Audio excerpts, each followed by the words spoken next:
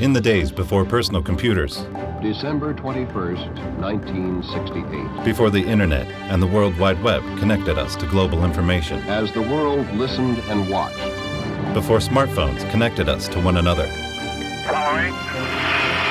We hear you loud and clear, following. before GPS guided our journeys, the United States was undertaking the most distant voyage ever attempted by man. before this technology was a part of everyday life,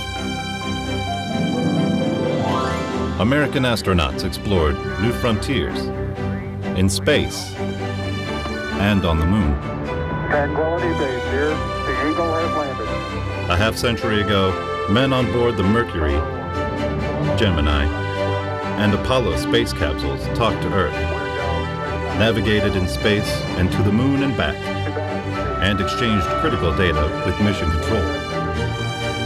How was this accomplished 5 decades ago?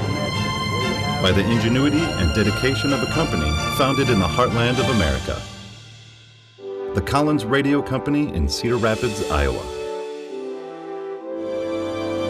The Collins Story, connecting the moon to the Earth.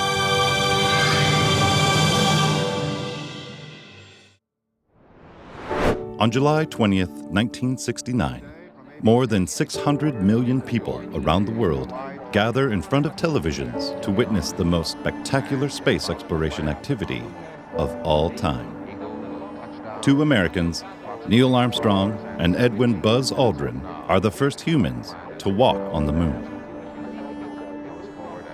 Through the Collins Radio Unified S-band system, citizens of Earth, 250,000 miles away from the moon, watch and listen as history is made.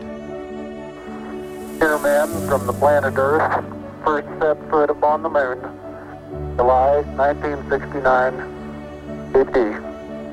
It came in peace for all mankind.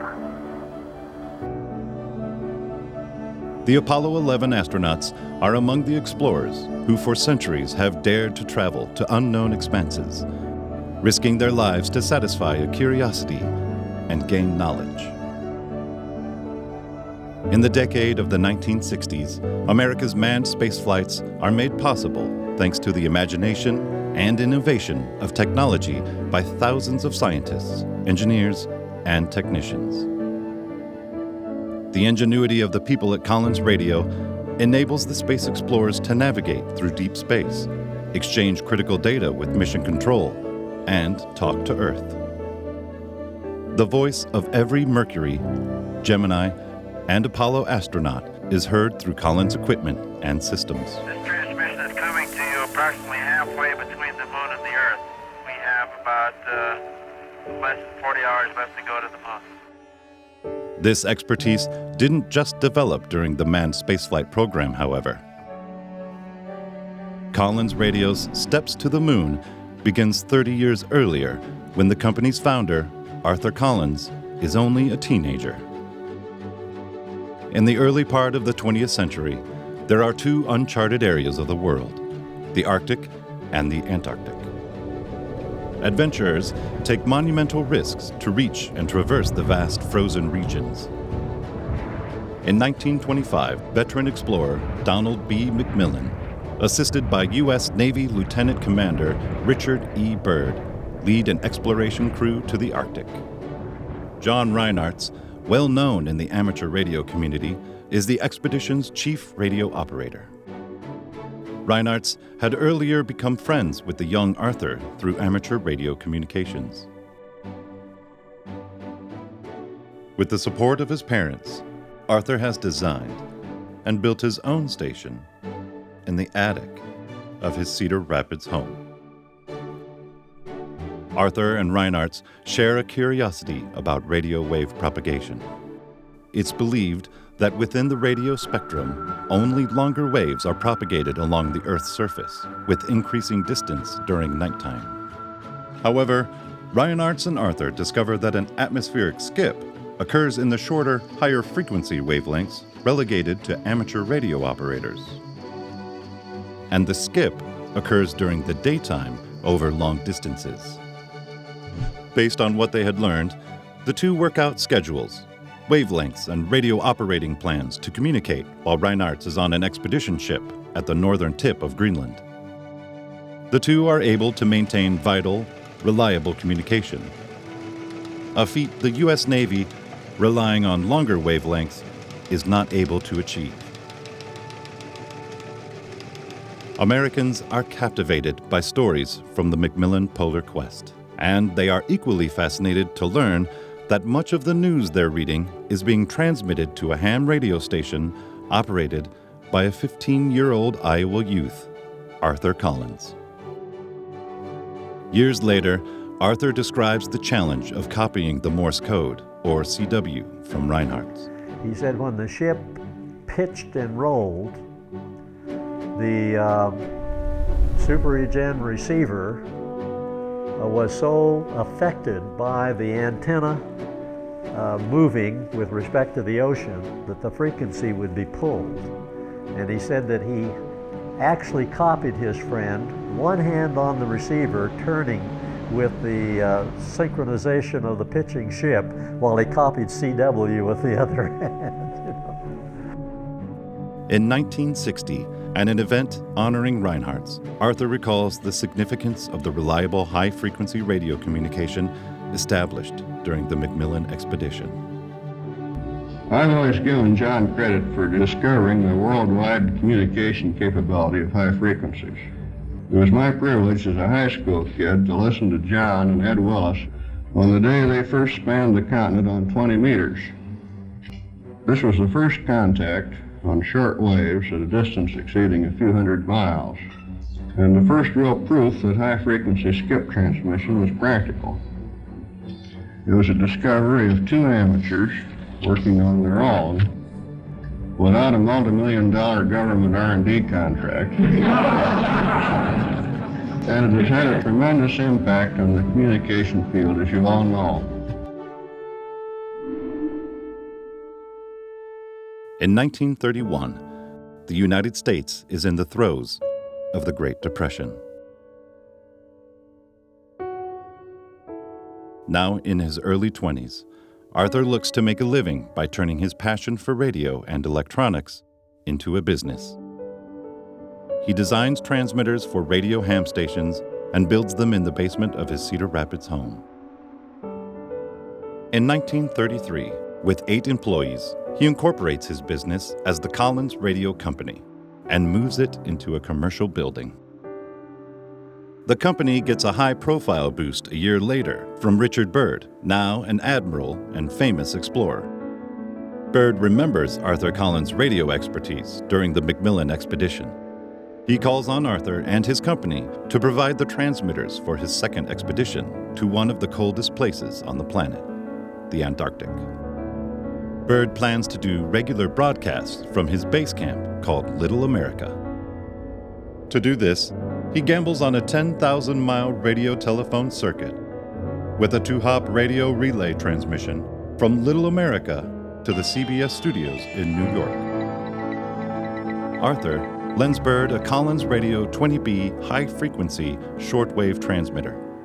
The 1-kilowatt transmitter is contained in a refrigerator-sized cabinet and plays a key role in the broadcasts. Byrd also receives 2 100-watt 150B transmitters from Collins Radio. One drives the 20B transmitter, and the other is used to communicate between the camps. In February 1934, from the severe environment of the Antarctic, Byrd and his crew speak live to CBS radio listeners via Collins transmitters. The New York Times reports that Byrd's voice is heard as clearly as if he were speaking from a broadcast studio. Over the next several months, Byrd and his fellow explorers regale American listeners with stories of life at the bottom of the world. It's a precursor to a future time when people will gather around televisions to watch another generation of explorers describe the harsh, gray surface of the moon via Collins radio systems. The success of the Byrd broadcasts bring worldwide recognition to the Cedar Rapids Company as a small manufacturer of quality amateur and broadcast transmitters. Arthur Collins looks to expand his company and he has a vision for how that will be accomplished. He outlines it in a memo that guides him and his employees through the next several decades. As a company, we have a responsibility to the community, we have a responsibility to our customer set, we have a responsibility to our employees. I'm paraphrasing, but he went into more depth about that. And he said, and we want to motivate innovation, and we want to insist on quality, and we're going to set a standard that's high, and we're going to keep it that way. The mission was very clear. High, cutting-edge technology. That was what his company was going to do. Arthur himself is an explorer in the field of communication technology. He pushes boundaries alongside his skilled engineers and technicians and has the vision to see products and systems that are needed in the future. That propels him to lead his company to the field of space communication research. But first, a world event directs the company into service for the country. In 1939, German dictator Adolf Hitler's Nazi armies invade Poland, marking the beginning of World War II. As Nazi armies continue to roll through Eastern Europe, the United States begins a serious military buildup. On December 7, 1941, hundreds of Japanese fighter planes carry out a surprise attack at the U.S. naval base, Pearl Harbor, in Hawaii. The United States goes to war with Japan, Germany, and Italy. Arthur's small Iowa-based company is less than 10 years old, but its technical prowess gains the attention of U.S. military leaders. Collins Radio goes up against several giant electronic firms to build a prototype for a new airborne high-frequency transmitter for the U.S. Navy aircraft. The company's prototype is much more advanced than those from the larger firms. It also has more capability than the 4-channel radios currently being used in the Navy aircraft. The Collins Airborne Radio Transmitter, or ART-13, has 100 watts of transmitting power and 10 communication channels. And it has a revolutionary new technology developed by Collins Radio, the auto-tune. At the time, a radio operator had to manually tune a radio to a desired frequency. With auto-tune, pilots or radio operators can switch frequencies quickly with the flip of a switch to avoid interception and jamming. The auto-tune made it possible to pre-select like 10 stations. And you could, it's sort of like moving a switch around. You could go from station 1, 2, 3, 4, 5 to 10, and you didn't have to tune it. It took quite a lengthy period to tune up your antenna and all of the different IFs, RFs, the audio signals, but the auto-tune did that automatically. It was preset and pre-tuned. Collins Radio and its licensed suppliers produce more than 90,000 ART-13s for the United States and British governments. To meet the demand for radios, Collins expands to a new, larger building and quickly ramps up employment, relying heavily on women to get the job done. Employment at the company increases from 150 to over 3,000 from 1941 to 1945. Arthur puts processes and procedures in place to ensure the mass production of radios meets his standards for quality. And they do. In 1942, Arthur is presented with the prestigious Army-Navy E Award Flag for Excellence in War Production during a ceremony at the Cedar Rapids main plant. In his remarks, he credits his production employees for their outstanding workmanship. The company earns 5 more E Awards, symbolized by 5 silver stars on the flag, a level achieved by less than 1% of the nation's companies engaged in wartime manufacturing. Collins Radio is firmly established as one of the country's top radio communication technology companies. World War II ends when Japan surrenders in August 1945. But soon, another threat unfolds. The Soviet Union is spreading its communist ideology and tightening its control over countries in Eastern Europe and Asia. A Cold War commences between the United States and the Soviet Union. The U.S. builds up an arsenal of nuclear weapons, and the Soviets soon develop their own. The U.S. conducts the first test of a hydrogen bomb, and the Soviets quickly follow suit. In 1957, the Soviets successfully test launch an intercontinental ballistic missile. These long-range guided missiles can deliver nuclear weapons and launch satellites. Communism spreads to Cuba. In 1962, the Soviets install nuclear-armed missiles on the island country. The missiles are capable of reaching all major U.S. cities within minutes. The world teeters on the brink of nuclear war. The tense political and military standoff lasts 13 days before Soviet Premier Nikita Khrushchev orders the removal of the missiles. The ever-present threat of nuclear war impacts daily life in America. People build and stock bomb shelters in their backyards. School children practice duck and cover drills.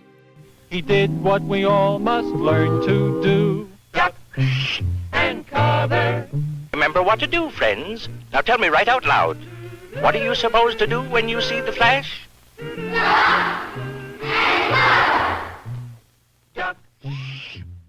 The U.S. Civil Defense promotes fallout shelters in the basements of homes, schools, workplaces, and public buildings.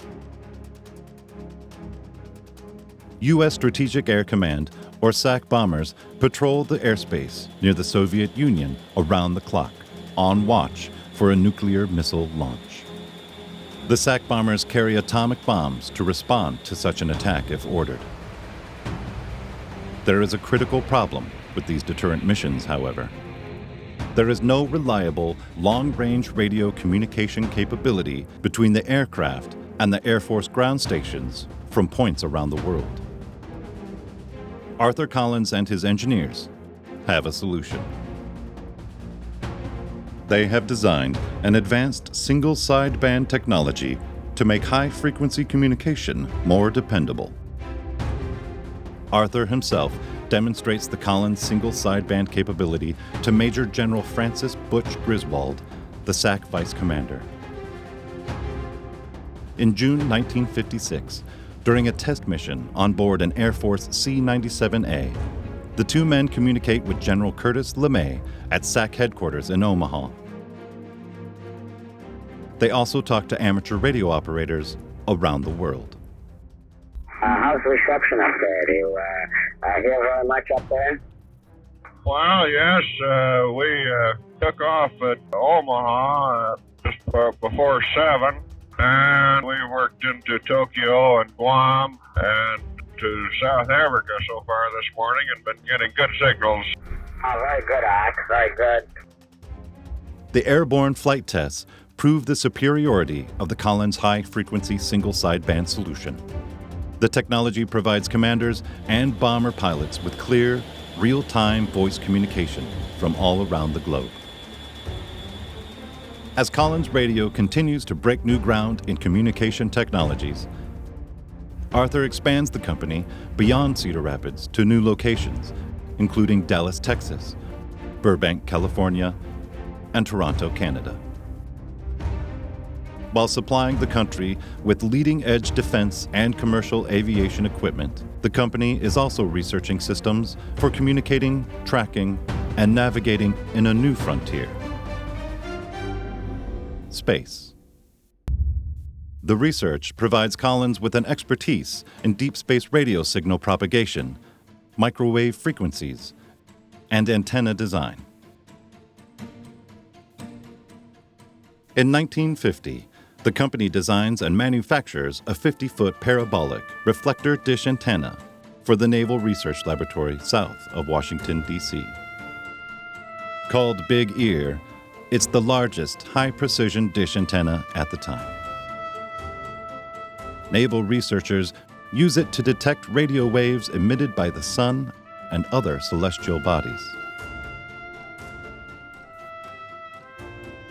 A year later, Collins gains national attention when it sends a message in Morse code from the Cedar Rapids Airport to the National Bureau of Standards in Sterling, Virginia, by reflecting it off the lunar surface. The moon bounce experiment is the first to successfully send a long-distance message via the moon. The UHF signals are transmitted by a high-power tube called the resonatron, developed by Collins' Director of Research, Dr. Winfield Salisbury. The transmitted message reads, "What hath God wrought?" The Bible verse is the same one Samuel Morse used to demonstrate the first telegraph message sent more than 100 years earlier. The company also accomplishes a major advancement in navigation with the introduction of the first radio sextant. It's developed and tested at Collins Feather Ridge Observatory outside of Cedar Rapids. At the time, mariners operate handheld optical sextants, which depend on clear skies to navigate the oceans. The Collins radio sextant enables precise navigation in cloudy weather and high-rolling seas. The electronic instrument continuously detects microwave energy emitted from the sun or reflected by the moon to determine a ship's position. This Collins technology will soon play a key role in tracking orbiting spacecraft from land, sea, and air. Collins' first venture into manned spaceflight is on board the X-15 hypersonic rocket plane. Engineers design a communication and navigation system that withstands the extreme altitude, temperature, and vibration of the aircraft that soars to the edge of space. One of the X-15 test pilots pushing the limits of the experimental spacecraft is former U.S. Navy pilot Neil Armstrong. Americans view space as the logical next step in the country's grand adventure of exploration. But on October 4th, 1957, the country is shocked to learn the Soviets have launched the world's first artificial satellite into Earth orbit. It's called Sputnik. Americans fear the Soviets might be using the satellite to spy on the U.S., or that they will now use their long-range guided missile technology that launched Sputnik for other purposes, including directing the missiles towards targets around the world.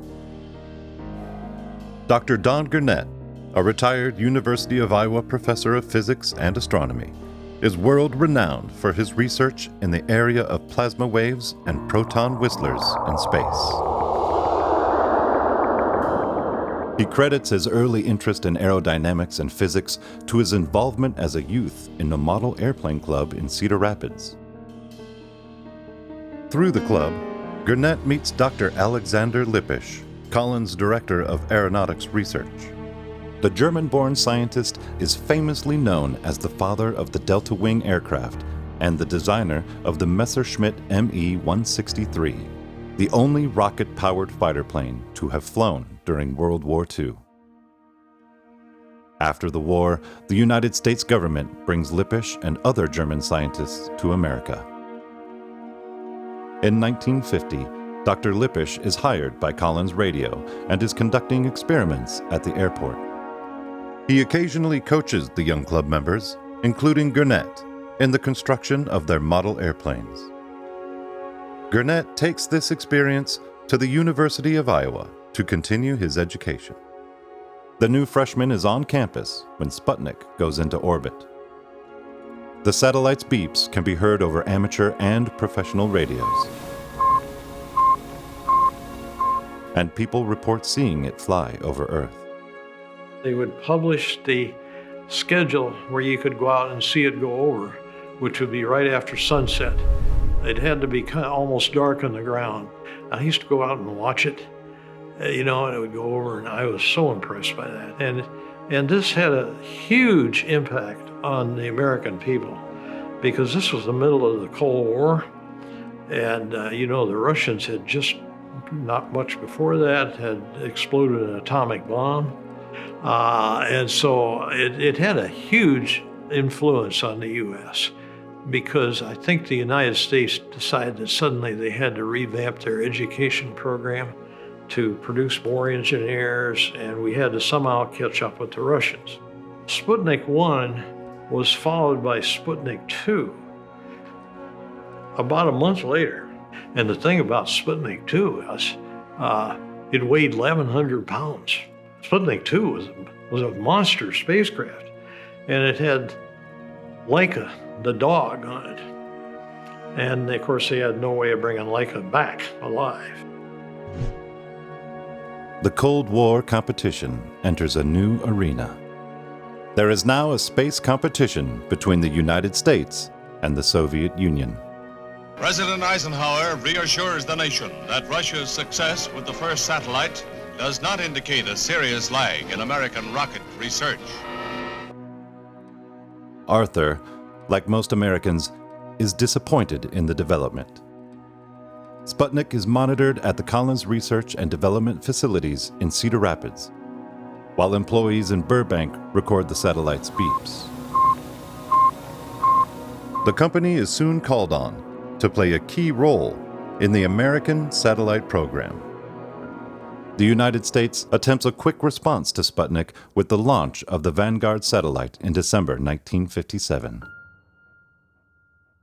Excitement quickly turns to disappointment when the rocket rises about 4 feet before falling back onto the pad and exploding in a huge fireball. Success does come in January 1958 with the launch of the Explorer 1 satellite. It carries a cosmic ray detector built by Dr. James Van Allen at the University of Iowa. Van Allen launched this Geiger tube to study cosmic rays, which are these particles that go through your body every day. It'll make a Geiger tube go click, click, click, and so forth. But he had an amazing discovery. He discovered that the Earth was surrounded by 2 intense radiation belts, really so intense that they can be hazardous to an astronaut. It won't necessarily kill an astronaut immediately, but you don't want to linger too long in these radiation belts. After the launch of Explorer 1, within months, Iowa was known as the center of space research. The radiation belts around Earth discovered by James Van Allen are later named the Van Allen belts in his honor. Meanwhile, as a student, Gurnett knows he wants to work in Van Allen's department, and he does for many years. One of his first assignments is project manager on the initial Engine scientific satellites, the first to be built entirely at a university. Previously, satellites used an analog frequency modulation system to transmit data from space using audio tones. Decoding and analyzing the analog data was tedious and time-consuming. At the suggestion of Associate Professor Brian O'Brien, Gurnett develops a system for transmitting data digitally. The Engine 1 satellite is one of the first to employ digital telemetry. On the Engine 4 satellite, engineers at Collins perfect the synchronization and demodulation techniques of the new digital data technology. I was working on the Engine 3 satellite, and that's where we did the data demod. One of the basic problems of the Engine 3 series, they had to process a lot of data to get a small amount of usable data out of it. The synchronization was not very well thought out. On the Engine 4, they got more data than they could basically handle. Collins engineers also worked with the University of Iowa to supply the command receiver and antenna system on the satellite. To track orbiting satellites, NASA's Goddard Space Flight Center turns to Collins Radio. The company develops and manufactures antennas and electronic equipment for ground tracking stations located around the world. Collins Radio marks another dramatic achievement in space communication in a NASA experimental program called Project Echo. NASA announces plans to launch an aluminized mylar plastic balloon called Echo 1 in the summer of 1960. Collins is one of several companies participating in the program at their own expense. Engineers had earlier solved another contractor's amplifier design issue at the Deep Space Tracking Station in Goldstone, California. The Collins design proves beneficial in Project Echo. Everybody marshaled around the 455 kilohertz IF amplifier. Whoever designed it had set up too much gain for the physical length, and so you had feedback. Cedar Rapids Group got the prototype build, and then they end up taking that out to what was known as Echo Hill. One of Collins' objectives is to transmit voice and teletype transmissions from Cedar Rapids to the company's facility in Richardson, Texas, near Dallas. This will be accomplished by bouncing a signal off the orbiting balloon.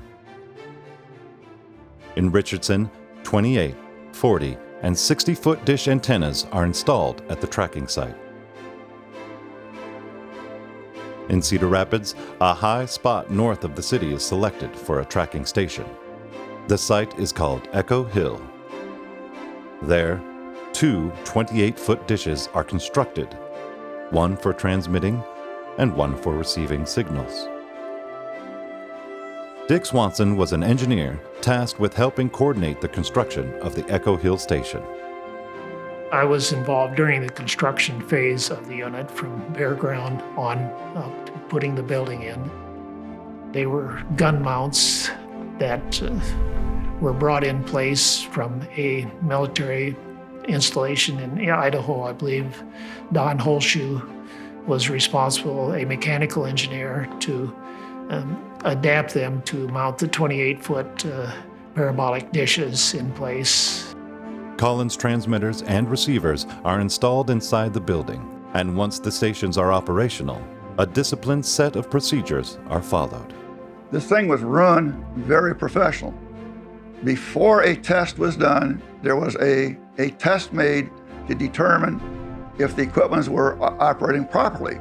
The test was conducted. They went back then and they re-verified the data that they started out with. They did not want any car ignition noise or anything else to go screw up the reception. And so if you weren't there, you didn't get in. It was a very disciplined operation. Collins' expertise in antenna tracking technology soon proves to be among the best in the country. NASA launches Echo 1 on August 12, 1960.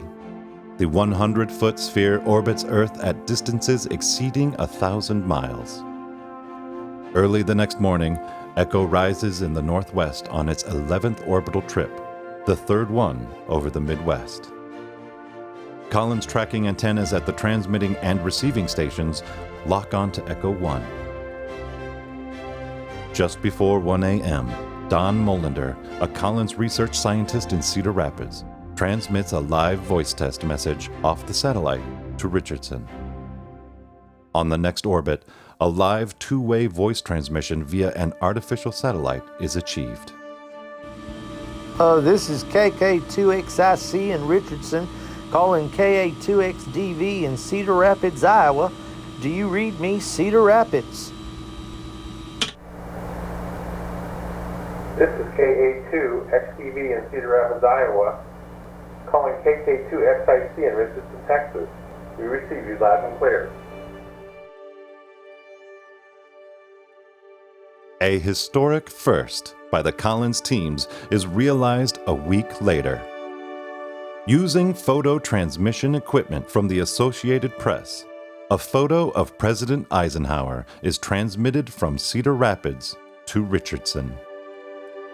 We're able then to transmit President Eisenhower's picture over bounce it off the satellite, and then, made the local news and made the national news. It was quite exciting, really, in terms of being a participant. What a satisfaction, and certainly there was. was acknowledgement of great success in that. The space race soon switches focus from satellites to a drive for the first human to fly in space. In 1958, President Dwight Eisenhower signs an order creating the National Aeronautics and Space Administration, or NASA, an agency dedicated to space exploration. The following year, NASA introduces Project Mercury and the men who will be the first Americans to ride a rocket into space. The astronauts become known as the Mercury 7. Human flight to outer space is no longer just a science fiction fantasy. It will soon be a reality. NASA selects McDonnell Aircraft Corporation of St. Louis as the prime contractor to design and manufacture the capsule that will carry an astronaut into orbit and return him safely back to Earth. A communication system is needed that is reliable in space. It will be the astronaut's only link to Earth, and it's never been done before. The tiny Mercury capsule will complete each orbit in 90 minutes. The onboard communication equipment must be small, lightweight, require little power, and perform in the extreme environment of space. Global tracking stations on land and ships must fix their large, high-gain antennas on the spaceship to enable voice communication, tracking, and the exchange of data. These stations are linked to mission control by a patchwork of thousands of miles of HF radio, ocean cable, telephone landlines, and microwave communication capabilities. Each station has 15 minutes maximum to communicate with the spacecraft and relay the information to mission control. If a problem arises over the Pacific Ocean, it might be identified over Hawaii, discussed more over California, and a solution relayed to the astronaut from a station in Bermuda. Arthur Collins' company has exactly the right stuff to provide critical system components for NASA. Collins Radio has expertise in the design of sensitive receivers and powerful transmitters with trusted performance over HF and UHF frequencies. Its efficient radio transmitters can extend precious battery life by dependably reaching ground stations, using less power than a refrigerator light bulb. Collins radios have operated dependably in severe conditions, from Arctic temperatures to the heat, shock, and vibration of an X-15 flying on the edge of outer space. This expertise makes Collins Radio a logical choice to provide the Mercury communication equipment and systems. But the competition is intense. A multitude of companies want to be a part of the country's manned spacecraft program. In the end, Collins is awarded the communications contract from McDonnell Aircraft. Roger J. Pierce, Collins' Assistant Director of Engineering, oversees the program.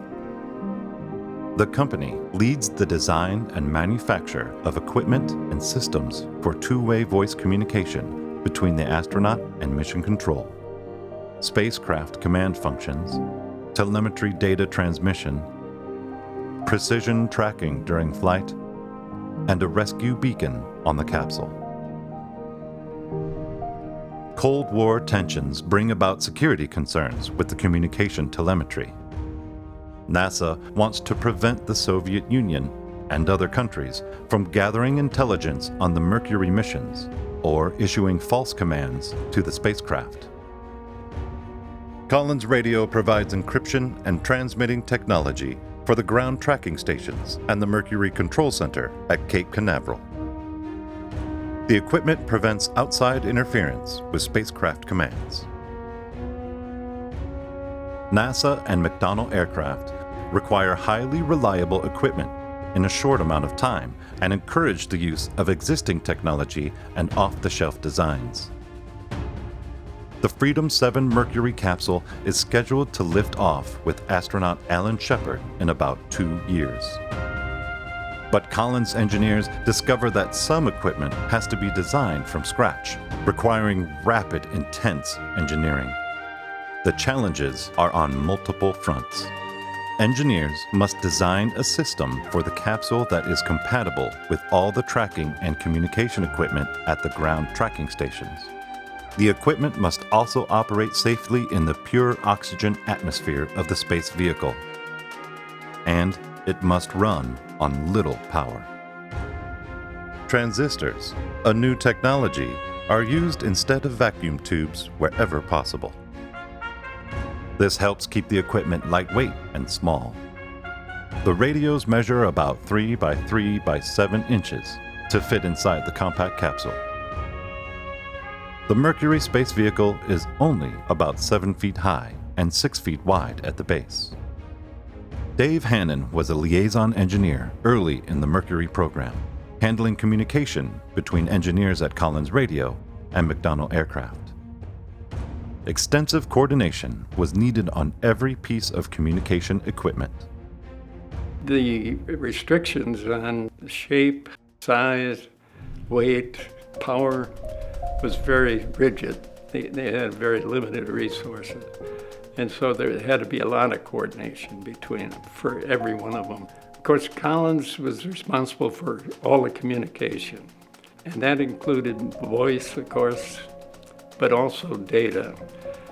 The astronauts were actually, they had them wired for sound, you might say, really monitoring everything that's happening in their bodies. And all that data had to be transmitted through Collins. Norm Beckel was a communications engineer at McDonnell Aircraft during the Mercury program. He recalls that the small packaging of the equipment was a significant technical advancement at the time. We went from transceivers that were weighing 40 pounds to ones that were weighing a couple pounds. Of course, ours were single frequency, and we also had command receivers. And all this was packaged in this very small canister filled with nothing but wires and switches and relays. Weight was extremely critical, especially on the Redstone. Getting enough thrust there to be able to get it into space was going to be a problem. And so weight was an issue on everything on that spacecraft was subject to scrutiny. It was a wonderful atmosphere for engineers. And I think the same thing was going on up at Collins because, there was never any question if something needed done. The Collins folks were right there to support it. There's no, I left at 4 o'clock, I can't go back in the plant. There's none of that. We were all on duty 24/7. In addition to meeting size and weight requirements, the communication units must also withstand extreme vibration and shock during the liftoff and re-entry. Foam encapsulation is used to hold the entire assembly in place and withstand the severe vibrations. Collins engineers, technicians, and assembly operators working on Project Mercury are very aware that a failure on the communication equipment can jeopardize a mission and endanger the life of the astronaut. A comprehensive reliability program is established that includes extensive design review, equipment and parts testing, and fabrication and assembly surveillance. Engineers also provide redundancy in nearly every major function in the system. In addition, NASA requires duplicate radios on board in case one fails. Collins Radio meets NASA's strict deadlines and delivers the communication equipment and systems for Shepard's flight in 1961. But the Redstone launch vehicle is not performing correctly during unmanned test flights. During one test, the rocket gets just 4 inches off the launch pad and then settles back onto the pad. The issues with the Redstone result in additional tests, and Shepard's flight is postponed to May. The delay opens a window of opportunity for the Soviets. 23 days before Shepard's flight, Soviet cosmonaut Yuri Gagarin lifts off on board the Vostok spacecraft. Gagarin becomes the first human to reach space and orbit Earth. His flight lasts 108 minutes. Americans are stunned again.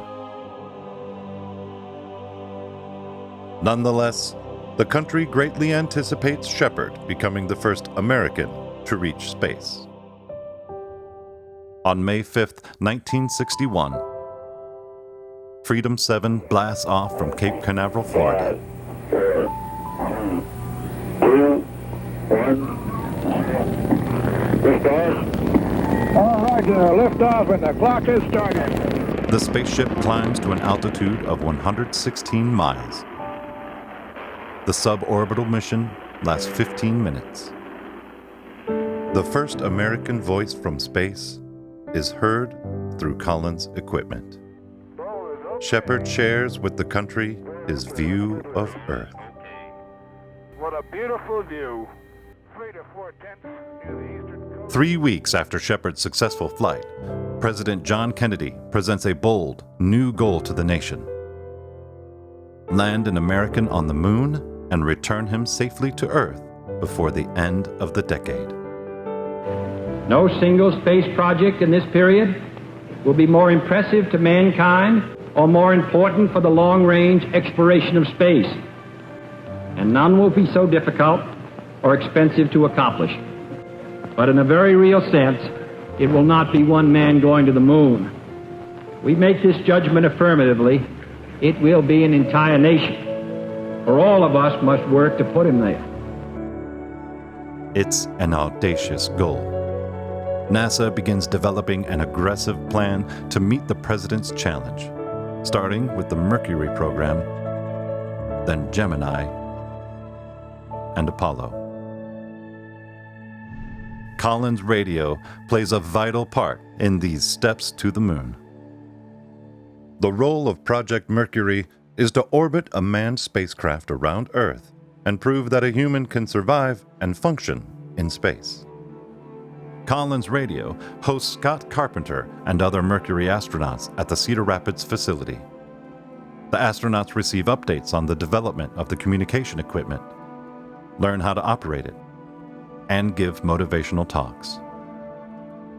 Employees feel a personal connection and heightened sense of responsibility to these men, who will be relying on Collins equipment for the success of their missions.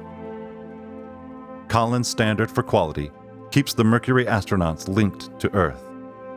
From Alan Shepard's suborbital hop to John Glenn becoming the first American to orbit the globe. Hello, Canton, Friendship 732, loud and clear. How me, over? Glenn pilots his Friendship 7 capsule for 3 orbits, lasting almost 5 hours.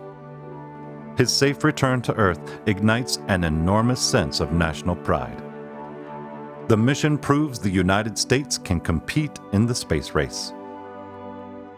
Glenn becomes a national hero and a symbol of American can-do spirit. Following Glenn, astronaut Scott Carpenter's splashdown puts another Collins technology to the test. His Aurora 7 capsule comes down in the Atlantic Ocean, 250 miles from the planned location. It is way beyond the line of sight with the antennas on the recovery aircraft and ships.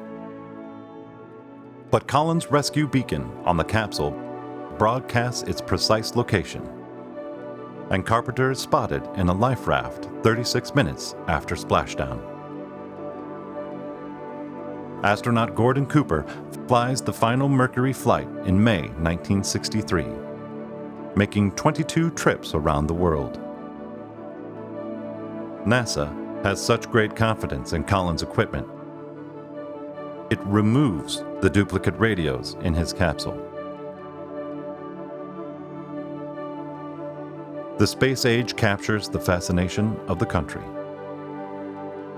The Mercury 7 are heroes and superstars. Newspapers and TV newscasts are filled with stories of the astronauts and their voyages. During Gordon Cooper's spaceflight, Dallas television stations cover Collins engineers as they track the astronauts' orbits over Texas from the company's Deep Space Tracking Station. Space becomes ingrained in the daily culture.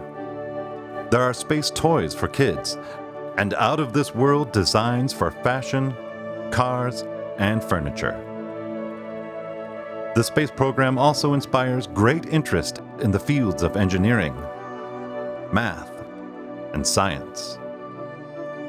Thousands of Americans with these skills, or a desire to become educated in these areas, answer the call to help the country be the first to land a man on the moon. Project Gemini is the bridge to reaching that goal. The program will test an astronaut's ability to fly long-duration missions, a rehearsal for Apollo's nearly week-long journey to the moon and back to Earth. Gemini will be the first spacecraft to change the shape and altitude of its orbit, change the plane of its orbit, and rendezvous and dock with another spacecraft. All functions critical to the Apollo mission. And Gemini astronauts will test extravehicular activities and survival in space in preparation for Apollo's exploration of the surface of the moon. NASA schedules 10 manned Gemini flights in just 20 months, from March 1965 to November 1966. These missions will be two-man crews, so more astronauts are needed. NASA introduces a new group of recruits known as the New Nine. In addition, 5 astronauts named to the Apollo program will fly Gemini missions. McDonnell Aircraft, again, is named the prime contractor to build the spacecraft. It will be significantly larger than the Mercury vehicle. An onboard computer will give Gemini crewmen full manual control to change the orientation of the spacecraft and to fire large thrusters to change the nature of the orbit itself. This maneuverability, plus extensive voice and data exchange with mission control, will be critical for Gemini rendezvous and docking missions. The performance of the Collins equipment in Project Mercury leads McDonnell to call on the company for its expertise on Gemini. Collins will provide at least 20 sets of voice communication systems, including intercoms. The communication systems are similar to the ones Collins supplied for Project Mercury. The transceivers are slightly larger and heavier, and there's another difference. This one's more significant. The Gemini radios will be installed in an equipment bay outside the pressurized crew compartment. Collins engineers must design the units to meet stricter environmental standards. The equipment must be hermetically sealed to withstand the nearly perfect vacuum and vast temperature differences in space. And upon splashdown, it must be protected from seawater. But the first seal on the radio fails an immersion test. The immersion test was the problem. It required that the radio be put in a vacuum chamber for 48 hours and then immediately dunked into 4 feet of synthetic seawater. Well, everything looked fine, but when we pulled the radio out, it was full of water. The seal had failed, and what the problem was, we had used the same seal they use on aircraft instrument, and that's a solder strip. Well, solder didn't stand up well under the stress when the radio tried to expand in the vacuum of space. So the case was completely redesigned. The sealant was changed to what was called Celestic. Very similar to what you can buy at Menards now to caulk your bathtub or your windows. It's essentially the same stuff. It smells like vinegar when it cures. And the only problem we ran into with it is that it wouldn't cure because in the plant the humidity was only 12%. So what manufacturing did, they took a bench and all the tools and the supplies and the operator and put them in a climate chamber and turn up the humidity. And of course that didn't do much for the hairdo of the operator, but it worked. Another challenge engineers face is how to handle the wide range of input voltages on the Gemini radios. They resolve it by incorporating a new technology, a switching power supply. Switching mode power supplies were new technology. And the reason we had to do it is, first of all, for efficiency, so there'd be less power consumption. And also we needed to generate higher voltages for the tubes. It took 295 volts for the HF tubes and 150 volts for the UHF tubes. And you can't do that with a series regulator. You need some way to step the voltage up. 10 days before the launch of Gemini 3, the first of the manned Gemini missions, Collins Radio must deliver the HF radio. To meet the critical deadline, Con flies to Florida, hand-carrying the radio. An issue with an aircraft he's traveling on threatens to delay this time-sensitive mission. Eventually wound up in Orlando. I rented a car, and I was driving over to the Cape in pretty much the middle of the night. It was dark, and I could tell by the smell I was driving through a swamp. And there, all of a sudden, there's this big alligator crossing the road, and he wasn't worried about me. He just took his time. And I thought to myself, well, Toto, we're not in Iowa anymore. I had a 7 o'clock deadline to deliver the radio the next morning, and I made the deadline. And as a reward, they gave me a tour of the facility. I even got to go up on the gantry and look into the capsule. And that was a pretty good reward. Gemini 3, carrying astronauts Gus Grissom and John Young, blasts off on March 23, 1965. 5, 4, 3, 2, 1, 0. Ignition is started. Liftoff.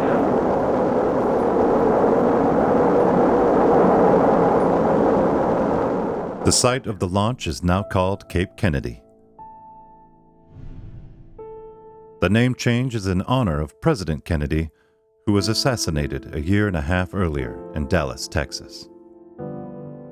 The nation is shocked by the president's death, but remains dedicated to pursuing his dream of landing an American on the moon by the end of the decade. For the time being, though, the United States continues to lag behind the Soviet Union in the space race. In March 1965, Soviet cosmonaut Alexei Leonov becomes the world's first man to walk in space. It's another huge victory for the Soviet Union.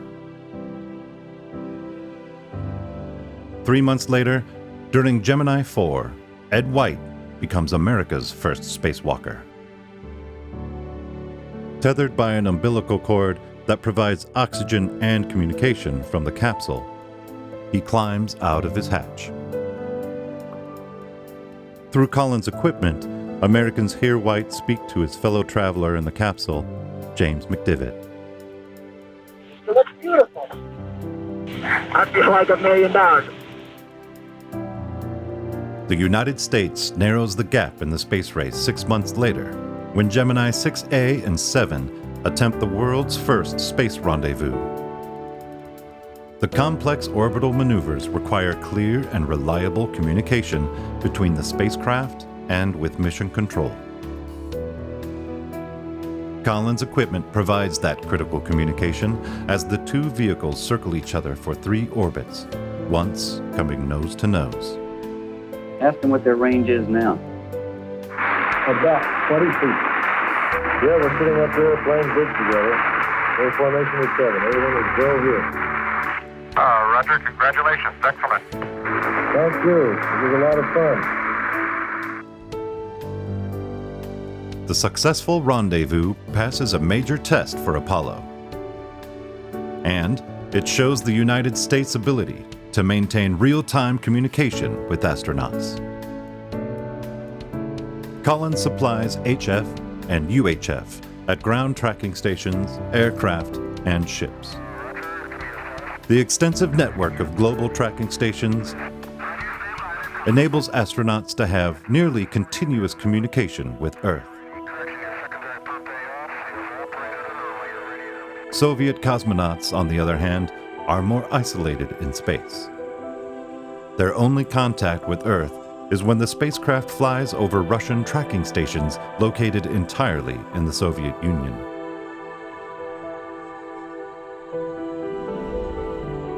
A week before Christmas 1965, Gemini 6A astronauts Tom Stafford and Walter Schirra are preparing to return to Earth when they report a UFO sighting.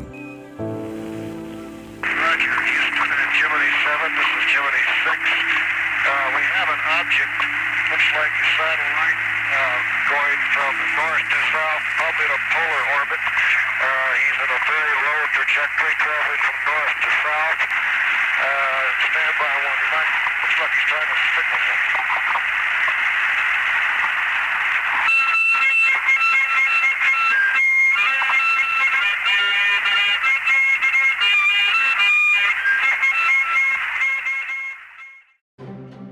3 months later, NASA is ready to carry out the most ambitious mission to date. The first docking in space with an unmanned spacecraft called the Agena. On March 16, 1966, the Agena docking vehicle is launched from Cape Kennedy.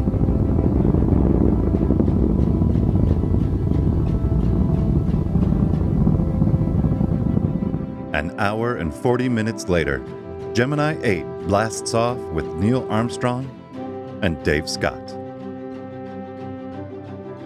4, 3, 2, 1, 0. We have ignition. And we have a liftoff.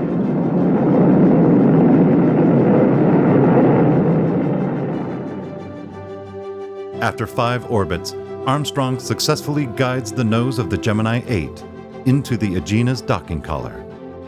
And for nearly 30 minutes, the two spacecraft fly together. Then, suddenly, something goes horribly wrong. Gemini 8's roll thruster short circuits, causing the thruster to continuously fire. This causes the spacecraft to spin. One of the space communicators for the flight is on board a U.S. Navy ship, the Coastal Sentry. Contact, how do you read? We got serious problems here with the controller toppling end over end, but we're disengaged from the Agena. What needs to be the problem? They're rolling up and we can't turn anything off. Signaling increasing in a left roll. Gemini 8 is wildly spinning at 1 full turn per second. The astronaut's vision is becoming blurred. They're in danger of blacking out. Say again? Armstrong's quick thinking leads him to turn off the onboard maneuvering system and use the re-entry control system thrusters to slowly regain command of the spacecraft and stop the spin. Okay, we're regaining control of the spacecraft slowly in RCS direct. Roger, copy. After a terrifying few minutes, Armstrong and Scott have control of Gemini 8. But the spacecraft now has only 19 pounds of fuel left. Mission Control orders an emergency landing in the Pacific Ocean, aborting the planned landing in the Atlantic Ocean. After splashdown, the first HF communication to be acquired from Gemini 8 is through Collins Radio's Liberty Station, later known as Com Central in Cedar Rapids. The astronauts are safely recovered by U.S. military aircraft and ships. Throughout the short and dangerous mission, Scott and Armstrong maintain vital voice communication with Mission Control through Collins equipment. In addition, Collins systems continually track the out-of-control spacecraft, provide vital data, and locate the astronauts thousands of miles from the original splashdown location. The 4 remaining Gemini missions advance capabilities in extravehicular activities, orbital maneuvering, and rendezvous and docking. Successful docking missions with the Agena employ the vehicle's propulsion systems to dramatically change the orbital parameters of the combined spacecraft. This human spaceflight milestone propels the United States ahead of the Soviet Union for the first time in the space race. Michael Collins, son of Arthur Collins, was at Mission Control in Houston on September 12, 1966, to witness the launch of Gemini 11. This is an intense time, so they don't want a lot of chatter, but I was 2 seats away from Gene Cernan and Mike Collins. So we said hello and had a little chit-chat, but I didn't want to really interfere. I wish I'd pestered the hell out of them, and these are professional engineers and astronauts, but when that thing went off, they were like kids. You know, they were yelling and jumping up and down and cheering their buddies on. After Gemini comes Apollo, the missions that will fly men the farthest from Earth and land on the moon. Missions that will secure America's superiority in the space race. But before this can happen, NASA had much to learn. Through Mercury, the inaugural human spaceflight program, the agency learned how to operate a spacecraft in orbit, communicate with astronauts, and discover how humans can function in space. NASA gained even more knowledge during Gemini. The program proved that astronauts can survive many days in space. Gemini 7, Houston, you have just exceeded the world's manned space flight endurance record.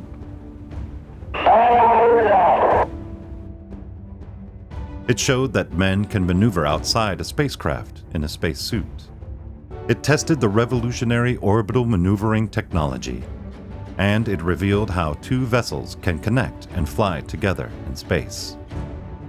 All necessary steps to land human beings on the moon. During the 6 Mercury and 10 Gemini missions, the astronauts are not really alone in the expanses of space. Collins' radio equipment provides them with a lifeline to Earth, and it never fails them. The early groundbreaking accomplishments in space communications by Arthur and his skilled employees give the company the experience and technologies to play a crucial role in manned spaceflight. America's steps to the moon lead through a small city in Iowa, and one brilliant leader in the field of radio communications, Arthur A. Collins. Arthur Collins, to me, was a genius, a likable guy, somebody I really admired. He built such a company. It's just hard to believe there could be a company like Collins Radio in a place like Cedar Rapids, Iowa. He was very innovative, innovative visionary, I guess you might say. He seemed to know intuitively what something that was going to be needed in 4 or 5 years from now. And he would start the ball rolling. He was able to accumulate a really major group of excellent people, not only in engineering, but in manufacturing and in marketing and so on. Well, I'm an astronomer, and one thing I'm struck with, this man, it's like one of these fireballs that streaks across the sky. A very infrequent thing, and yet the brilliancy is almost overwhelming. Collins radios and systems let Americans ride along with the Mercury and Gemini astronauts, sharing in their thrilling adventures and discoveries. Next, Collins takes on the challenge of innovating a new communication system for Apollo, a system that will enable residents of Earth to hear the astronauts' Moon Talk. We are now approaching lunar sunrise, and for all the people back on Earth, the crew of Apollo 8 has a message that we would like to send to you.